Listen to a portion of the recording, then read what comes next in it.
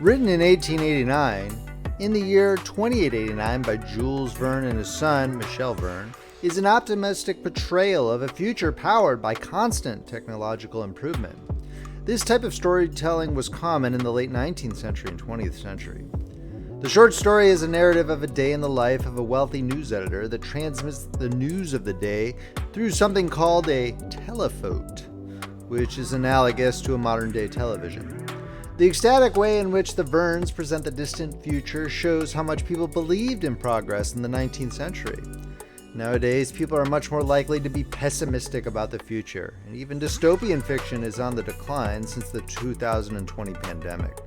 Presumably because we already live in a dystopia. I hope that you will enjoy the short narrative of retro Techno-Optimism. If you're enjoying this reading from Friendly Frog Press, please make sure to subscribe and hit that like button. In the year 2889 by Jules and Michel Verne, narrated by Paul Beauheart. Little though they seem to think of it, the people of this 29th century live continually in fairyland. Surfeited as they are with marvels, they are indifferent in presence of each new marvel. To them all seems natural. Could they but duly appreciate the refinements of civilization in our day? Could they but compare the present with the past, and so better comprehend the advance we have made? How much fairer they would find our modern towns, with populations amounting sometimes to 10 million souls, their streets 300 feet wide, their houses 1,000 feet in height, with a temperature the same in all seasons, with their lines of aerial locomotion crossing the sky in every direction. They would but picture to themselves the state of things that once existed, when through muddy streets, rumbling boxes on wheels, drawn by horses, yes, by horses, were the only means of conveyance. Think of the railroads of the olden time, and you will be able to appreciate the pneumatic tubes through which today one travels at the rate of 1,000 miles an hour. Would not our contemporaries prize the telephone and the telephote more highly if they had not forgotten the telegraph? Singularly enough, all these transformations rest upon principles which were perfectly familiar to our remote ancestors, but which they disregarded. Heat, for instance, is as ancient as man himself. Electricity was known 3,000 years ago, and steam 1,100 years ago. Nay, so early as 10 centuries ago, it was known that the differences between the several chemical and physical forces depend on the mode of vibration of the etheric particles, which is for each specifically different. When at last the kinship of all these forces was discovered, it is simply astounding that 500 years should still have to elapse before men could analyze and describe the several modes of vibration that constitute these differences. Above all, it is singular that the mode of reproducing these forces directly from one another, and of reproducing one without the others, should have remained undiscovered till less than 100 years ago. Nevertheless, such was the course of events, for it was not till the year 2792 that the famous Oswald Nier made this great discovery. Truly was he a great benefactor of the human race. His admirable discovery led to many another. Hence is sprung a pleiad of inventors, its brightest star being our great Joseph Jackson. To Jackson we are indebted for those wonderful instruments, the new accumulators. Some of these absorb and condense the living force contained in the sun's rays. Others, the electricity stored in our globe. Others, again, the energy coming from whatever source, as a waterfall, a stream, the winds, etc.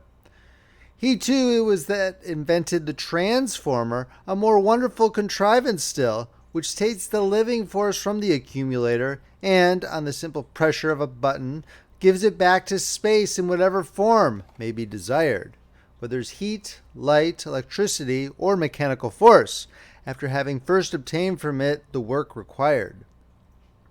From the day when these two instruments were contrived is to be dated the era of true progress.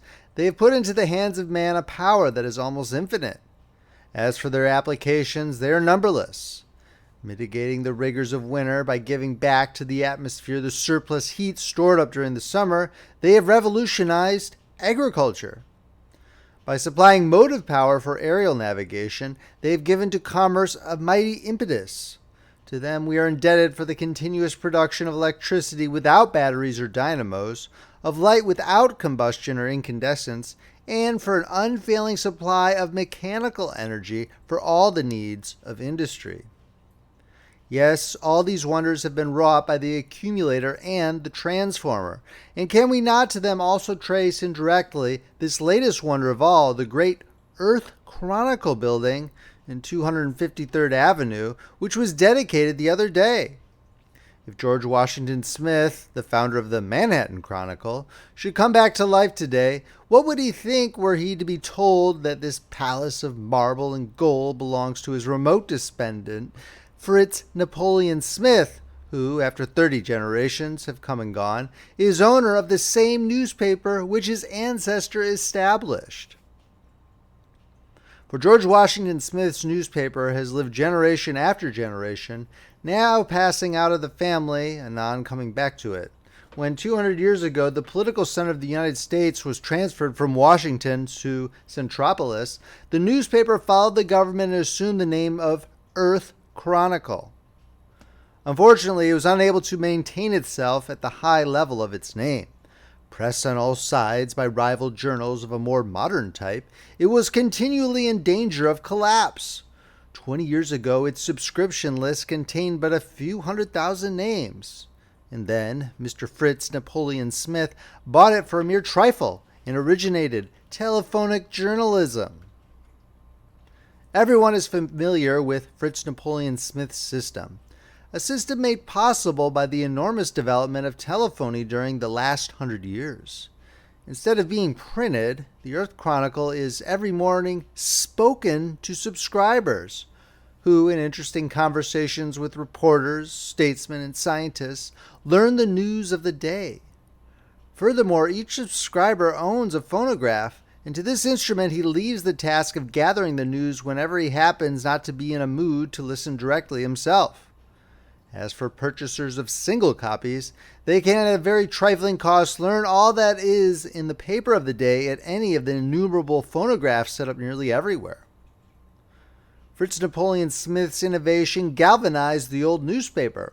In the course of a few years, the number of subscribers grew to be 85 million, and Smith's wealth went on growing, till now it reaches the almost unimaginable figure of $10 billion. This lucky hit has enabled him to erect his new building, a vast edifice with 4 facades, each 3,250 feet in length, over which proudly floats the 100-starred flag of the Union. Thanks to the same lucky hit, he is today king of newspaperdom. Indeed, he would be king of all the Americans, too, if Americans would ever accept a king. You do not believe it? Well then, look at the plenipotentiaries of all nations and our own ministers themselves crowding about his door, entreating his counsels, begging for his approbation, imploring the aid of his all-powerful organ. Reckon up the number of scientists and artists that he supports, of inventors that he has under his pay. Yes, a king is he. And in truth, his is a royalty full of burdens.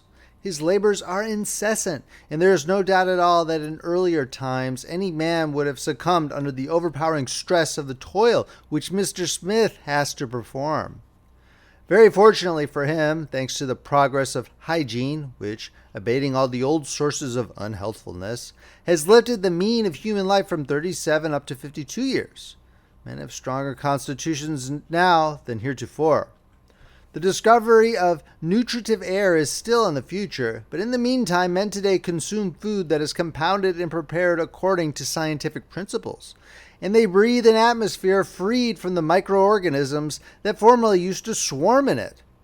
Hence they live longer than their forefathers and know nothing of the innumerable diseases of olden times. Nevertheless, and notwithstanding these considerations, Fritz Napoleon Smith's mode of life may well astonish one. His iron constitution is taxed to the utmost by the heavy strain that is put upon it. Vain the attempt to estimate the amount of labor he undergoes. An example alone can give an idea of it.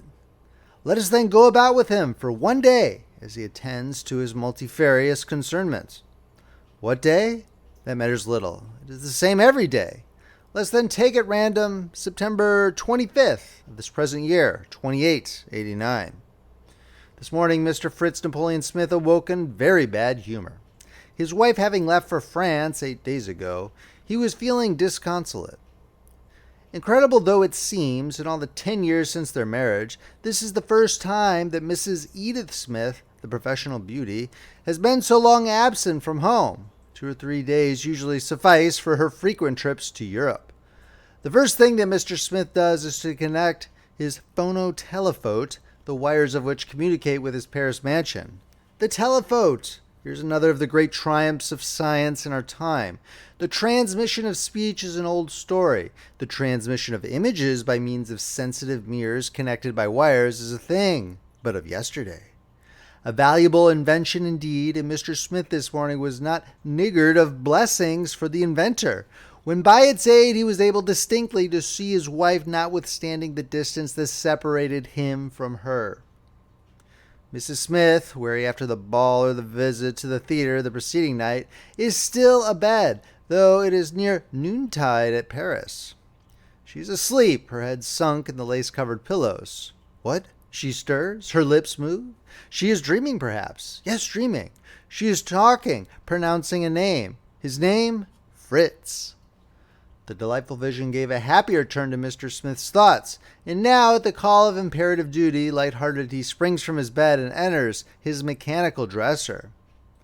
2 minutes later, the machine deposited him all dressed at the threshold of his office. The round of journalistic work was now begun. First, he enters the hall of the novel writers, a vast apartment crowned with an enormous transparent cupola. In one corner is a telephone, through which 100 Earth Chronicle littérateurs in turn recount to the public in daily installments 100 novels. Addressing one of these authors who is waiting his turn, Capital, my dear fellow," said he. "Your last story, the scene where the village maid discusses interesting philosophical problems with her lover, shows your very acute power of observation. Never have the ways of country folk been better portrayed. Keep on, my dear Archibald, keep on. Since yesterday, thanks to you, there is a gain of 5,000 subscribers." "Mr. John Last," he began again, turning to a new arrival, "I'm not so well pleased with your work. Your story is not a picture of life. It lacks the elements of truth. And why? Simply because you run straight on to the end, because you do not analyze. Your heroes do this thing or that from this or that motive, which you assign without ever a thought of dissecting their mental and moral natures. Our feelings, you must remember, are far more complex than all that. In real life, every act is the resultant of 100 thoughts that come and go, and these you must study, each by itself, if you would create a living character. But you will say, in order to note these fleeting thoughts, one must know them, must be able to follow them in their capricious meanderings. Why, any child can do that, as you know. You have simply to make use of hypnotism, electrical or human, which gives one a twofold being, setting free the witness personality so that it may see, understand, and remember the reasons which determine the personality that acts. Just study yourself as you live from day to day, my dear Last. Imitate your associate whom I was complimenting a moment ago. Let yourself be hypnotized. What's that? You've tried it already? Not sufficiently, then. Not sufficiently." Mr. Smith continues his round and enters the reporters' hall. Here, 1,500 reporters in their respective places, facing an equal number of telephones, are communicating to the subscribers the news of the world as gathered during the night. The organization of this matchless service has often been described. Besides his telephone, each reporter, as the reader is aware, has in front of him a set of commutators, which enable him to communicate with any desired telephotic line. Thus, the subscribers not only hear the news, but see the occurrences. When an incident is described that has already passed, photographs of its main features are transmitted with the narrative, and there's no confusion withal. The reporter's items, just like the different stories and all the other component parts of the journal, are classified automatically according to an ingenious system and reach the hearer in due succession. Furthermore, the heeders are free to listen only to what specifically concerns them. They may at pleasure give attention to one editor and refuse it to another. Mr. Smith next addresses one of the 10 reporters in the astronomical department, a department still in the embryonic stage, but which will yet play an important part in journalism. "Well, Cash, what's the news?" "We have phototelegrams from Mercury, Venus, and Mars." "Are those from Mars of any interest?" "Yes, indeed. There's a revolution in the Central Empire." "What of Jupiter?" asked Mr. Smith. "Nothing as yet. We cannot quite understand their signals. Perhaps ours do not reach them." "That's bad," exclaimed Mr. Smith as he hurried away, not in the best of humor, toward the hall of the scientific editors. With their heads bent down over their electric computers, 30 scientific men were absorbed in transcendental calculations. The coming of Mr. Smith was like the falling of a bomb among them. "Well, gentlemen, what is this I hear? No answer from Jupiter? Is it always to be thus? Come, Cooley, you have been at work now 20 years on this problem, and yet—" "True enough," replied the man addressed. "Our science of optics is still very defective, and through our 1 3/4 telescopes—" "Listen to that, Pierre," broke in Mr. Smith, turning to a second scientist. "Optical science defective. Optical science is your specialty. But," he continued, again addressing William Cooley, "failing with Jupiter, are we getting any results from the moon?" "The case is no better there." "This time you do not lay the blame on the science of optics. The moon is immeasurably less distant than Mars, yet with Mars our communication is fully established. I presume you will not say that you lack telescopes." "Telescopes? Oh no, the trouble here is about inhabitants." "That's it," added Pierre. "So then the moon is positively uninhabited?" asked Mr. Smith. "At least," answered Cooley, "on the face which she presents to us. As for the opposite side, who knows?" "Ah, the opposite side, you think then," remarked Mr. Smith musingly, "that if one could but—" "Could what?" "Why, turn the moon about face." "Ah, there's something in that," cried the two men at once. And indeed, so confident was their air, they seemed to have no doubt as to the possibility of success in such an undertaking.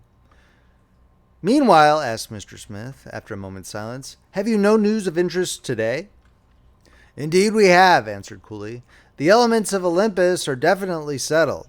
The great planet gravitates beyond Neptune at the mean distance of 11,400,799,642 miles from the Sun, and to traverse its vast orbit takes 1,311 years, 294 days, 12 hours, 43 minutes, 9 seconds. "Why didn't you tell me that sooner?" cried Mr. Smith. "Now inform the reporters of this straight away. You know how eager is the curiosity of the public with regard to these astronomical questions, that news must go into today's issue." Then the two men bowing to him, Mr. Smith passed into the next hall, an enormous gallery upward of 3,200 feet in length, devoted to atmospheric advertising. Everyone has noticed those enormous advertisements reflected from the clouds, so large that they may be seen by the populations of whole cities, or even of entire countries. This, too, is one of Mr. Fritz Napoleon Smith's ideas, and in the Earth Chronicle, building 1,000 projectors are constantly engaged in displaying upon the clouds these mammoth advertisements. When Mr. Smith today entered the Sky Advertising Department, he found the operators sitting with folded arms at their motionless projectors, and inquired as to the cause of their inaction. In response, the man addressed simply pointed to the sky, which was of pure blue. "Yes," muttered Mr. Smith, "a cloudless sky. That's too bad, but what's to be done? Shall we produce rain? That we might do, but is it of any use? What we need is clouds, not rain. Go," said he, addressing the head engineer. "Go see Mr. Samuel Mark of the Meteorological Division of the Scientific Department, and tell him for me to go to work in earnest on the question of artificial clouds. It will never do for us to be always thus at the mercy of cloudless skies." Mr. Smith's daily tour through the several departments of his newspaper is now finished. Next, from the advertisement hall, he passes to the reception chamber, where the ambassadors accredited to the American government are awaiting him. Desirous of having a word of counsel or advice from the all-powerful editor, a discussion was going on when he entered. Your Excellency will pardon me, the French ambassador was saying to the Russian, but I see nothing in the map of Europe that requires change. The north for the Slavs? Why, yes, of course, but the south for the Latins. Our common frontier, the Rhine, it seems to me, serves very well. Besides, my government, as you must know, will firmly oppose every movement, not only against Paris, our capital, or our two great prefectures, Rome and Madrid, but also against the kingdom of Jerusalem, the dominion of St. Peter, of which France means to be the trusty defender. Well said, exclaimed Mr. Smith. How is it, he asked, turning to the Russian ambassador, that you Russians are not content with your vast empire, the most extensive in the world, stretching from the banks of the Rhine to the Celestial Mountains and the Karakoram, whose shores are washed by the frozen ocean, the Atlantic, the Mediterranean, and the Indian Ocean? Then what is the use of threats? Is war possible in view of modern inventions? Is asphyxiating shells capable of being projected at a distance of 60 miles? An electric spark of 90 miles that can at one stroke annihilate a battalion, to say nothing of the plague, the cholera, the yellow fever that the belligerents might spread among their antagonists mutually, and which would in a few days destroy the greatest armies. True, answered the Russian, but can we do all that we wish? As for us Russians, pressed on our eastern frontier by the Chinese, we must at any cost put forth our strength for an effort toward the west. Oh, is that all? In that case, said Mr. Smith, the thing can be arranged. I will speak to the Secretary of State about it. The attention of the Chinese government shall be called to the matter. This is not the first time that the Chinese have bothered us. Under these conditions, of course, the Russian ambassador declared himself satisfied. Ah, Sir John, what can I do for you? Asked Mr. Smith as he turned to the representative of the people of Great Britain, who till now had remained silent. A great deal, was the reply, if the Earth Chronicle would but open a campaign on our behalf. And for what object? Simply for the annulment of the Act of Congress annexing to the United States the British Islands. Though, by a just turnabout of things here below, Great Britain has become a colony of the United States. The English are not yet reconciled to the situation. At regular intervals, they are ever addressing to the American government vain complaints. A campaign against the annexation that has been an accomplished fact for 150 years, exclaimed Mr. Smith. How can your people suppose that I would do anything so unpatriotic?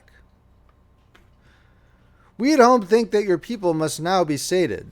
The Monroe Doctrine is fully applied. The whole of America belongs to the Americans. What more do you want? Besides, we pay for what we ask.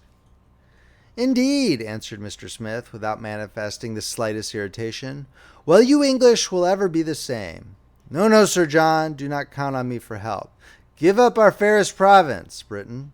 Why not ask France generously to renounce possession of Africa, that magnificent colony, the complete conquest of which cost her the labor of 800 years? You will be well received. You decline? All is over then, murmured the British agent sadly. The United Kingdom falls to the share of the Americans, the Indies to that of the Russians, said Mr. Smith, completing the sentence. Australia has an independent government. Then nothing at all remains for us, sighed Sir John, downcast. Nothing? Asked Mr. Smith, laughing. Well, now, there's Gibraltar. With this sally, the audience ended. The clock was striking 12, the hour of breakfast. Mr. Smith returns to his chamber. Where the bed stood in the morning, a table all spread comes up through the floor. For Mr. Smith, being above all a practical man, has reduced the problem of existence to its simplest terms. For him, instead of the endless suites of apartments of the olden time, one room fitted with ingenious mechanical contrivances is enough. Here he sleeps, takes his meals, and short lives. He seats himself. In the mirror of the phono-telephote is seen the same chamber at Paris which appeared in it this morning. A table furnished forth is likewise in readiness here, for notwithstanding the difference of hours, Mr. Smith and his wife have arranged to take their meals simultaneously. It is delightful thus to take breakfast tete-a-tete with one who is 3,000 miles or so away. Just now, Mrs. Smith's chamber has no occupant. She is late. Woman's punctuality. Progress everywhere except there, muttered Mr. Smith as he turned the tap for the first dish. For like all wealthy folk in our day, Mr. Smith has done away with the domestic kitchen and is a subscriber to the Grand Alimentation Company, which sends through a great network of tubes to subscribers' residences all sorts of dishes, as a varied assortment is always in readiness. A subscription costs money, to be sure, but the cuisine is of the best, and the system has this advantage, that it does away with the pestering race of the cordon bleu. Mr. Smith received and ate all alone the hors d'oeuvres, entrees, roti, and legumes that constituted the repast. He was just finishing the dessert when Mrs. Smith appeared in the mirror of the telephote. "Why, where have you been?" asked Mr. Smith through the telephone. "What? You are already at the dessert? Then I am late," she exclaimed with a winsome naivete. "Where have I been, you ask? Why, at my dressmaker's. The hats are just lovely this season. I suppose I forgot to note the time, and so I'm a little late." "Yes, a little," growled Mr. Smith. "So little that I've already quite finished breakfast. Excuse me if I leave you now, but I must be going." "Oh, certainly, my dear. Goodbye till evening." Smith stepped into his air coach, which was in waiting for him at a window. "Where do you wish to go, sir?" inquired the coachman. "Let me see. I have 3 hours," Mr. Smith mused. "Jack, take me to my accumulator works at Niagara." For Mr. Smith has obtained a lease of the great falls of Niagara. For ages the energy developed by the falls went unutilized. Smith, applying Jackson's invention, now collects this energy and lets or sells it. His visit to the works took more time than he had anticipated. It was 4 o'clock when he returned home, just in time for the daily audience, which he grants to callers. One readily understands how a man situated as Smith must be beset with requests of all kinds. Now it is an inventor needing capital. Again, it is some visionary who comes to advocate a brilliant scheme which must surely yield millions of profit. A choice has to be made between these projects, rejecting the worthless, examining the questionable ones, accepting the meritorious. To this work Mr. Smith devotes every day 2 full hours. The callers were fewer today than usual, only 12 of them. Of these, 8 had only impracticable schemes to propose. In fact, one of them wanted to revive painting, and had fallen into desuetude owing to the progress made in color photography. Another, a physician, boasted that he had discovered a cure for nasal catarrh. These impracticables were dismissed in short order. Of the 4 projects favorably received, the first was that of a young man whose broad forehead betokened his intellectual power. "Sir, I am a chemist," he began, "and as such I come to you." "Well?" "Once the elementary bodies," said the young chemist, "were held to be 62 in number. 100 years ago they were reduced to 10. Now only 3 remain irresolvable, as you are aware." "Yes, yes." "Well, sir, there also I will show to be composite. In a few months, a few weeks, I shall have succeeded in solving the problem. Indeed, it may take only a few days." "And then?" "Then, sir, I shall simply have determined the absolute. All I want is money enough to carry my research to a successful issue." "Very well," said Mr. Smith. "And what will be the practical outcome of your discovery?" "The practical outcome? Why, that we shall be able to produce easily all bodies whatever, stone, wood, metal, fibers." "In flesh and blood?" queried Mr. Smith, interrupting him. "Do you pretend that you expect to manufacture a human being out and out?" "Why not?" Mr. Smith advanced $100,000 to the young chemist and engaged his services for the Earth Chronicle laboratory. The second of the 4 successful applicants, starting from experiments made so long ago as the 19th century and again repeated, had conceived the idea of removing an entire city all at once from one place to another.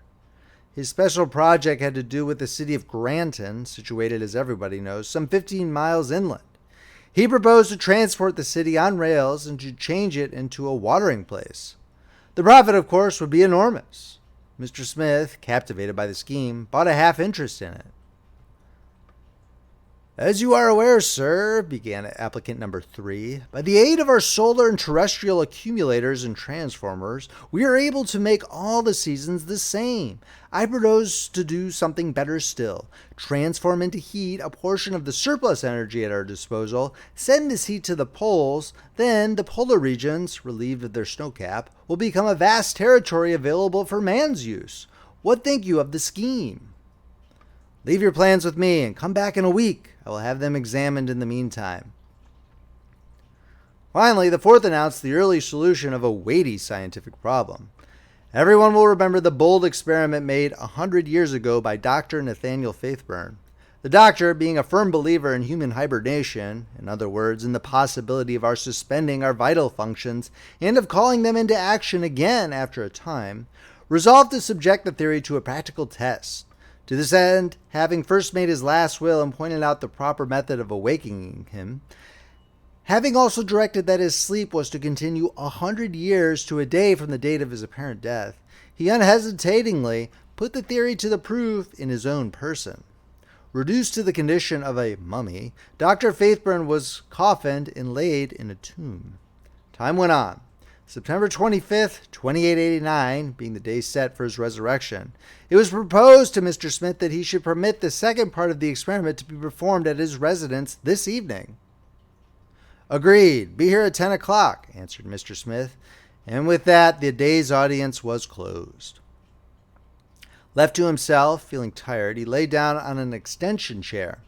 Then, touching a knob, he established communication with the central concert hall, whence our greatest maestros send out to subscribers their delightful successions of accords determined by recondite algebraic formulas. Night was approaching.